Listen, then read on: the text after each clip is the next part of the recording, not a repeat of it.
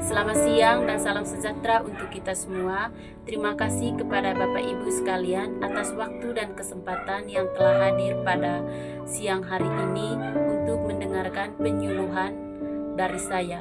Sebelum saya melakukan penyuluhan pada siang hari ini, terlebih dahulu saya akan memperkenalkan diri saya.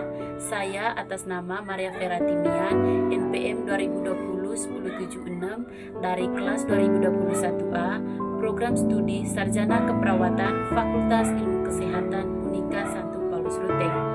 Baik Bapak Ibu sekalian, di sini saya akan melakukan penyuluhan tentang ISPA pada saat bencana alam. Baik Bapak Ibu sekalian, di sini saya langsung saja untuk menjelaskan materinya. Di sini saya akan membahas topik yang sangat penting, yaitu infeksi pada saluran pernapasan akut atau sering disebut juga dengan ISPA. Dalam konteks bencana alam seringkali tidak hanya membawa dampak fisik yang besar, tetapi juga dapat meningkatkan tekanan risiko penularan penyakit seperti ISPA. Oleh karena itu Bapak Ibu sekalian, jadi pemahaman kita itu tentang cara melindungi diri dari ISPA sangatlah penting. Untuk itu marilah kita bersama-sama kita menjelajahi langkah dan dapat kita ambil untuk tetap sehat dan tangguh di tengah bencana di kehidupan kita. Jadi Bapak Ibu sekalian, mungkin di antara Bapak Ibu sekalian ada yang tahu tentang apa itu ISPA. Oke, baik Bapak Ibu sekalian, jadi ISPA ini adalah singkatan dari infeksi saluran pernapasan akut yang mencakup sejumlah masalah pernapasan diri, batuk, pilek, hingga penyakit serius seperti pneumonia.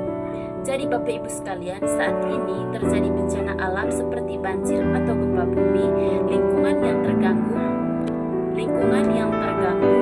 dapat menciptakan kondisi ideal bagi penyebaran ISPA. Ini berarti kita itu perlu berhati-hati karena risikonya itu sangat meningkat. Bencana alam dapat menyebabkan genangan air, kekacauan, dan kerumunan, semuanya berpotensi meningkatkan risiko penularan ISPA. Makanya pada saat terjadinya bencana, kita itu perlu untuk membersihkan genangan air ataupun kita harus jangan kerumun, karena itu akan menyebabkan ISPA atau infeksi saluran pernapasan. Nah, bagaimana langkah-langkah kita itu untuk mencegah di tengah bencana? Baik, di sini ada langkah-langkah pencegahan yang sederhana tetapi sangat penting. Yang pertama yaitu kita perlu memahami apa itu gejala ISPA. Mungkin di antara kita itu ada yang tahu tentang apa itu gejala ISPA. Oke, baik Bapak Ibu sekalian. Jadi Bapak Ibu sekalian, gejala ISPA itu Bapak Ibu yang pertama yaitu seperti batuk. Jadi Bapak Ibu sekalian, memang kiga hitus mulai munculnya penyakit ISPA itu boleh itu pilek, flu. Memang flu baru perlu hati-hati. Lalu bagaimana cara untuk pencegahan selanjutnya? Nah, selain itu kemudian sesak nafas. Nah, itu adalah gejala-gejalanya. Ini penting untuk mengambil secara tindakan jika kita atau orang di sekitar kita itu menunjukkan gejala ISPA. Selanjutnya, menjaga kebersihan pribadi adalah kunci utama terhindar dari penyakit ISPA ini. Pastikan kita rajin mencuci tangan dengan menggunakan yang bersih, terutama setelah menyentuh permukaan yang mungkin terkontaminasi. Kemudian menggunakan masker untuk melindungi diri dari partikel udara, dan pastikan kita itu menjaga jarak fisik dan di tempat yang padat. Tentunya pada saat terjadinya bencana, tentunya kita itu harus menggunakan masker karena lewat udara ISPA ini akan menyerang. Kemudian saat kita melakukan kontak dengan sesama keluarga ataupun sekitar, kita harus sekitar kita itu harus bersih tangan pada saat kita mau makan ataupun setelah kita terkontaminasi dengan orang. Lalu kemudian bagaimana kesiapsiagaan masyarakat?